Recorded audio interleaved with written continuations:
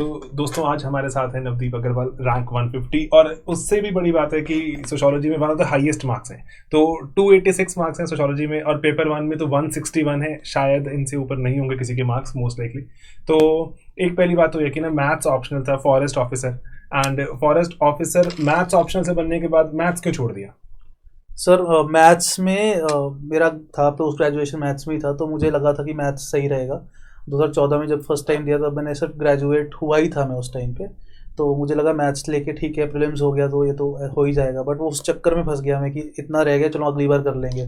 But maths में जो level of तैयारी चाहिए, जो मेहनत चाहिए, शायद मेरा उतना मन नहीं था करने में। मेरा जीएस पढ़ने में ज़्यादा मन लगता था। मैथ्स में जो मैंने देखे अपने जो फ्रेंड्स थे, जो मेरे IGNF अकेडमी में देखे, उन लोग जो 350 तक नंबर लाते थे, उस लेवल की मेहनत मैंने नहीं करी थी, और मुझसे मतलब मन ही नहीं कर रहा था उस टाइम करने का। तो सीधा सा फंडा सा ये मैंने सीखा कि वो जो इंटरेस्ट नहीं है उसे ऑप्शनल में मार्क्स नहीं आ सकते। सोशियोलॉजी में शुरू से भी था, बट सबने कहा कि नहीं, अगर पढ़ा हुआ तो मैथ्स पढ़ लो। तो मैंने ट्राई नहीं किया। सोशियोलॉजी का देखे, प्रीवियस ईयर क्वेश्चन देखे, अभी जब देखा तो मुझे लगा वही चीज़ है जो हम एक्चुअली लाइफ में देखते हैं, तो उनके बारे में थोड़ा सा अंदर स्टडी करेंगे तो मज़ा आएगा थोड़ा सा। और सोर्सेज अवेलेबल थे। मैं I came across your classes also, वहाँ जहाँ सब कुछ अवेलेबल था, इंटरेस्टिंग लगा, और लगा कि कम टाइम में भी हो सकता है और इंटरेस्टिंग है। Main not because of less time, main because I was interested in this particular field. तो इसीलिए उसमें वो ढंग से पढ़ा और कहा कि अच्छे से ही करना है, सारे जितने भी टॉपिक्स हैं उनके बारे में 300-400 वर्ड्स होने चाहिए। सो इसीलिए सर सोशियोलॉजी लिया, बिकॉज इसमें इंटरेस्ट था, और लकीली मार्क्स भी इसीलिए आए बिकॉज वो पैशनेटली पढ़ा।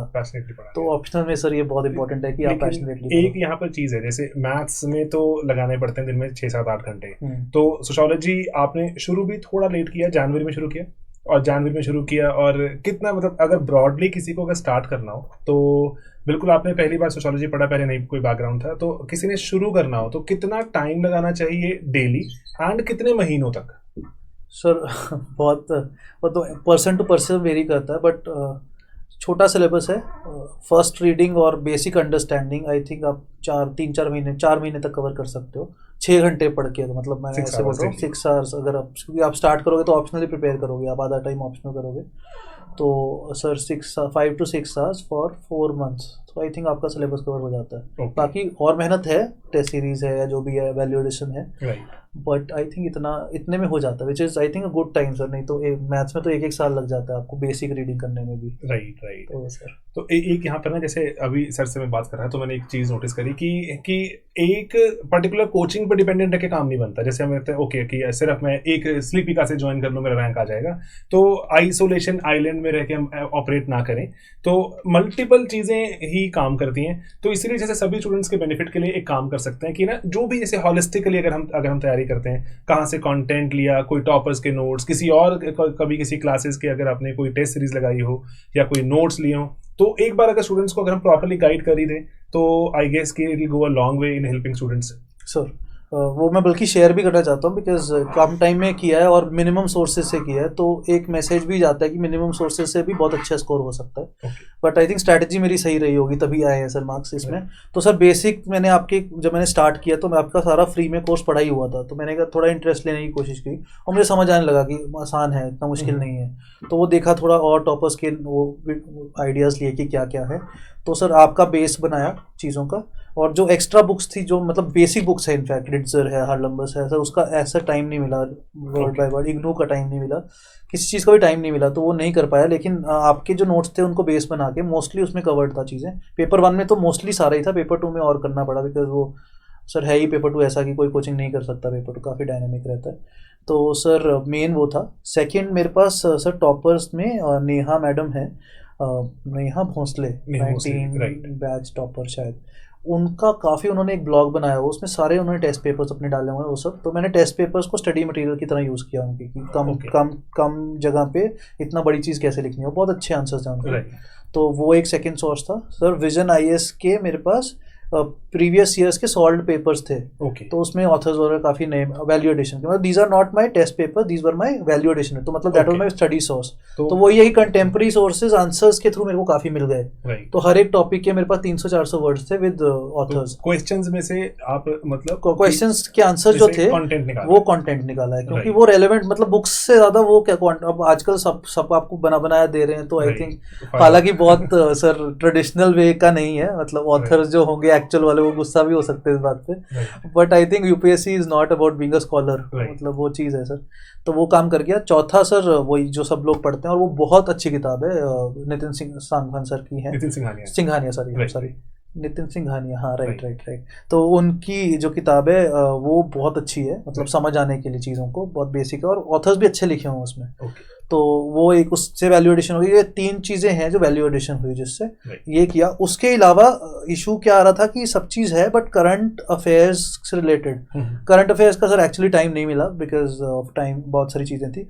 तो करंट अफेयर्स ऐसे मुझे लग रहा था कि क्या होगा, बट जो टेस्ट सीरीज मैंने ज्वाइन की प्रणय अग्रवाल सर की है IAS गुरुकुल वाली, उसमें मुझे काफ़ी कंटेंट मिल गया सर। तो जैसे कोई भी अगर माइग्रेंट का इशू है, माइग्रेंट ड्यूरिंग लॉकडाउन पीरियड जो क्वेश्चन भी आया था, तो उसमें एक तो हमें पता है कि करंट में क्या हुआ, बट उसमें प्रेजेंटली किस सोशियोलॉजिस्ट ने क्या कहा वो नहीं बुक्स में लिखा हुआ, कंपाइल्ड वो मुझे आंसर्स में मिल गया। तो वो बहुत वैल्यू एडिशन किया उन आंसर्स ने।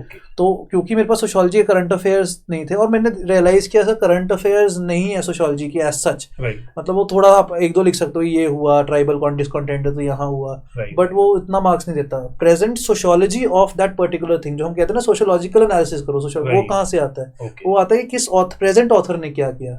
लॉकडाउन का पीरियड था सर, तो माइग्रेंट्स क्यों वापस जाना चाहते हैं? तो एक किसी ने बोला कि एंजाइटी थी उनको कि हमारी अस्थियां कौन बहाएगा और वो सब चीज़। तो वो दीपांकर गुप्ता ने बोला, ये चीज़ अब कहीं मिलती नहीं है। तो वो प्रणय सर के मेरे को आंसर्स में मिल गई, नोट्स में भी नहीं, मतलब जो टेस्ट सीरीज के आंसर्स थे। तो वो है कि एक टेस्ट सीरीज मैंने अलग लगाई बिकॉज मेरे को कंटेंट कम लग रहा था, क्योंकि जनरली आप एक जगह पे नहीं डिपेंडेंट रह सकते उस चीज़ में। तो वो वहाँ से कंप्लीट वो चीज़ हो गया। आपके वो नोट्स थे, और हर एक टॉपिक का मैंने 200-300 वर्ड्स से लेके 400, ज़्यादा नहीं थे, 300 वर्ड्स थे खुद के नोट्स। और उसमें हाँ खुद के नोट्स मतलब बनाए ऑलमोस्ट वही, जैसे कैसे भी मान लो, चाहे आप रिटर्न कर लो चाहे कैसे भी कर लो। तो सर वो हेल्प किया मुझे। तो हर एक टॉपिक का मेरे पास प्रिपेयर्ड था, छोटा छोटा ही, ऐसे हजार वर्ड्स किसी के नहीं थे। ऐसा कोई टॉपिक मान लो जो किसी भी नोट में कहीं नजर ही नहीं आया, तो उसको कैसे? सर जैसे फिनोमिनोलॉजी टाइप मेरे को समझ ही नहीं आ रहा था कहीं से भी, चाहे आपके नोट्स में भी थोड़ा बहुत आइडिया लगा या नितिन सर के उसमें देखा नहीं पता लगा, तो मैंने फिर कोई वीडियो देखा किसी फॉरेन ऑथर का था, उसमें मुझे समझ आ गया। और फिर मेरे को समझना भी इनफ नहीं है, वो टिपिकल वर्ड्स है, टिपिफिकेशन वर्ड्स है, या उसके अंदर एडमंड हसल ने क्या किया है, सिंपल सी चीजें मतलब, लेकिन वो भी एक आना चाहिए आपको कि वही वर्ड्स लिखने, ये नहीं कि आपने जो समझ लिया अपने लेमैन लैंग्वेज में लिख दिया। तो लिमिटेड ही पढ़ा सर, लेकिन लिमिटेड मेरे पास काफ़ी मटेरियल था सर। तो मुझे इतना नहीं था कि इतने अच्छे नंबर आ जाएंगे, but it worked out because मेरे पास कंटेंट जो था काफ़ी रिच था और लिमिटेड था, 300 वर्ड से ज़्यादा नहीं थे हर टॉपिक। तो यहाँ पे अगेन वही बात निकल कर आ रही, बार बार हम ये बच्चों को बताते हैं कि ना कि आइलैंड में ऑपरेट नहीं कर सकते। और जैसे अभी शायद हम इसको थोड़ा सा इसको कंक्लूड कर रहे हैं इस पर्टिकुलर सेक्शन को, कि मल्टीपल अगर जगहों से कंटेंट बनाने की कोशिश करते हैं, डेफिनेटली बढ़िया बन जाता है। ठीक है। और अच्छा, एक यहाँ पे जो सवाल अगला उठ रहा है थिंकर्स की ना, बच्चे बहुत घबराते हैं, हमारे जैसे बैचेस में बच्चे रहते हैं तो वो बहुत घबराते हैं कि थिंकर्स याद नहीं हो रहे, तो क्या चिंता का विषय है, क्या करें? सर मेरे को भी यही लगता है जब मैंने फर्स्ट टाइम देखा कि इतने थिंकर्स कैसे हों, but it is just feeling की स्टार्टिंग में लगती है, बाद में ठीक हो जाती है। आप एक बार पढ़ेंगे, 2 बार पढ़ेंगे, टेस्ट लिखेंगे, वो सब याद रह जाता है। Okay. But at the same time sir thinker जो आपके पास ऑलरेडी हैं, जो बुक्स में स्टैंडर्ड बुक्स में है, वो भी अच्छे तो हैं, चलो इनफ है, बट प्रेजेंटली क्या हो रहा है वो आपको ऐड भी करना है। और किसी बाई चांस आपको पता लग जाए किस ऑथर ने, जैसे मुझे इनके टेस्ट सीरीज में वो पता लगी इन्फॉर्मेशन, तो कंटेम्प्रेरी जितना भी मैं डाल पाया, आई थिंक वो काफी हेल्प कर दिया था। ओके। और जैसे ना अब यहाँ पर अगर इसको मैं अगर पूरी इसको चीज़ को अगर कंक्लूड करूँ, जो सोशियोलॉजी में तो आपने ऐसे आप जैसे जो बुक्स आती हैं, हर लंबस मोटी मोटी बुक्स होती हैं, तो उन पर नजर डाली कैसे? सर उस पर मैंने वो नहीं रीड किया। जैसे कोई टॉपिक था, जैसे मान लो इवन सर मर्टन का जो था कि अनइंटेंडेड कॉन्सिक्वेंसेस का, उसमें 2-3 टर्म्स हैं रिलेटेड हैं, और उसमें देखे कि प्रीवियस ईयर क्वेश्चंस में वो पूछे गए हैं, तो वो उतना नहीं था, एक लाइन ही लिखी थी, तो मैंने फिर वहां से देखा कि क्या है, तो मुझे 2-3 एक्स्ट्रा चीजें मिल गई, तो उतना ही पढ़ा सर, मतलब ज्यादा नहीं पढ़ पाया मैं, क्योंकि टाइम, मतलब मैं ये नहीं कहूँगा कि सब लोग ना पढ़ो, वो अच्छा है कि एनरिच हो जाएगा, बट टाइम नहीं है, तो फिर उसमें आपको जो आप मैक्सिमम बना बनाया मिल जाए कहीं से, तो वैसा हो जाए, तो मुझे मतलब सब कुछ मतलब इट वर्कड आउट वेल, वो चीज़ है सर। जीएस में पर्टिकुलरली कौन से GS 1, 2, 3, 4 बहुत टैक्सिंग होते हैं, और उसके बाद एथिक्स में अलग तरह का दिमाग लगता है, एसए में कुछ और तरह की बात हो रही है, तो ये कैसे मैनेज करें? सर जैसे GS का तो एक्चुअली मैं ऐसा फ्रेशली एस्पिरेंट नहीं बना, बिकॉज मेरे पास था पुराना नॉलेज, तो मैं इसलिए थोड़ा सा ले पाया उसको, कि 2-3 पे मैंने नहीं टाइम लगाया सर, मेरे को टाइम नहीं था, मतलब मेरे को थोड़ा सा मेंस में भी चिकनगुनिया डेंगू वगैरह हो गया, तो 1 महीना मैं नहीं पढ़ा, तो 2-3 पे मैं नहीं कर पाया, जितना पुराना नॉलेज थी वो थी, प्लस मैंने कॉम्पाइलेशन उठाए, विजन की उठाए थे और रैंडम थे कुछ 2-3 और बस उन्हें IS के मेरे को कुछ नोट्स अच्छे लगे। काफ़ी अच्छा रिच कंटेंट है उनका, तो सिलेक्टिव टॉपिक्स वहाँ से मैंने देख लिए थे। तो मुझे था कि मतलब उस पर बहुत फ़ायदा नहीं होगा टाइम लगाने का, हार्डली 5-7 नंबर बढ़ सकते हैं, बट मैंने 4 अच्छे से किया सर। और मैंने एडिकोट एथिक्स की किताब है एक सर की, हमारे IRS ऑफिसर ही हैं वो, हाँ भूल गया मैं उनका, वो उनकी किताब पढ़ी थी मैंने। वो काफ़ी ऐसे वेन डायग्राम्स हैं और करंट एग्जांपल्स वगैरह, बट सर एथिक्स में करंट एग्जांपल्स बहुत डालने पड़ते हैं हर एक टॉपिक पे, तो वो हेल्प करता है उसमें। उसकी एक प्लेलिस्ट वैसे यूट्यूब पर अवेलेबल है और बहुत सारे एग्जांपल्स की। अच्छा, तो सर वो हेल्प करेगा। पुण्य में भी अच्छे दिए थे, कोई कहीं भी मिल जाएंगे, बट मतलब एथिक्स से सो कॉमन सेंसिकल, बहुत अच्छा स्कोर किया जा सकता है। 1 इज प्री ओरिएंटेड रहता है पेपर 1, बट ऐसे मैंने निगलेक्ट किया, मुझे इसलिए कम ही नंबर आए, 112 नंबर ही आए। ऐसे में बहुत अच्छा स्कोर आ सकता है थोड़ा सा, बिकॉज फिलोसफिकल आ रहा है, थोड़ा सा एक स्किल है ऐसे लिखने का। सोशो की हेल्प मिलती है ऐसे में? सर वो मिलती है, डेफिनेटली मिलती है, बट बहुत, जैसे मैंने टोटल 3 एसेज लिखे, तो एक मैंने इवेलुएट करवाया था, तो मुझे मतलब फीडबैक मिला कि बहुत सोशो घुस रहा है आंसर में, और मेरे को पता लगा कि सोशो अगर आप कोई भी अपना ऑप्शनल का नॉलेज आप झाड़ते हो तो कम नंबर मिलते हैं। तो मैं डेलिबरेटली अवॉइड करता था ज़्यादा सोशोलॉजिकल लिखना। जैसे इस बार वाला भी कार्ल मार्क्स का जो था हिस्ट्री रिपीट्स वाला, मैंने जानबूझ के नहीं किया कि मैं पूरा उसमें ना चले जाऊँ।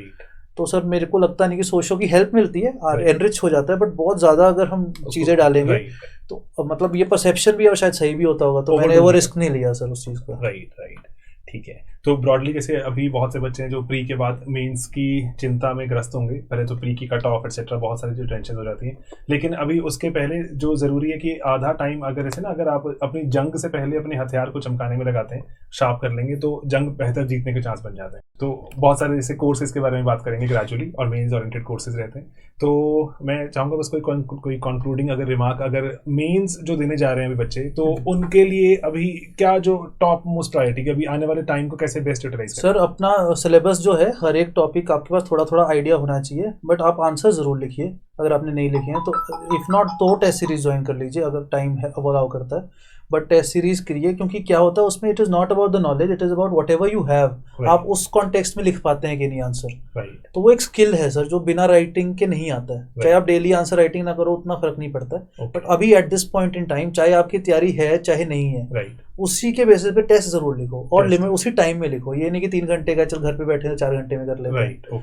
वो एक स्किल है सर, टाइम में कैसे करना है और वो प्रेशर में कैसे करना है। तो वो बहुत इंपॉर्टेंट है सर मेंस के लिए। बाकी बहुत सारी चीज़ें आई थिंक मोटा मोटा ये है मेनली ये है। बहुत सही, बढ़िया, ठीक है। तो दोस्तों मेंस की तैयारी में थोड़ा सा अभी एफर्ट लगाना शुरू करते हैं, और थैंक्स करते हैं एक बार फिर से। हाँ सर, बाकी मेरे पे मतलब बासना, मेरे पास पूरा टाइम है, किसी को रीच आउट करना है तो आपके थ्रू कर लें, या मैंने इसीलिए टेलीग्राम चैनल का अगर आप लिंक बता दें सर मैं आपको शेयर कर दूँगा। बस नवदीप अग्रवाल CSE 150 बनाया मैंने, क्योंकि सब लोग यही क्वेरीज पूछ रहे हैं, तो कुछ कॉमन तो वहाँ एड्रेस हो जाए। राइट, बढ़िया है कि, और जैसे टेलीग्राम पे आप फॉलो कर सकते हैं, लिंक मैं डिस्क्रिप्शन में यहाँ डलवा दूंगा, ठीक है। तो आप टेलीग्राम के थ्रू भी जुड़ सकते हैं नवदीप के साथ, और बेहतर गाइडेंस ले सकते हैं, क्योंकि सोशियोलॉजी में स्कोर काफ़ी ज़्यादा बढ़िया स्कोर है, और इतना बढ़िया स्कोर अगर पेपर 1 में अगर कोई अचीव कर रहे हैं तो डेफिनेटली हेल्प तो लेनी चाहिए, ठीक है दोस्तों।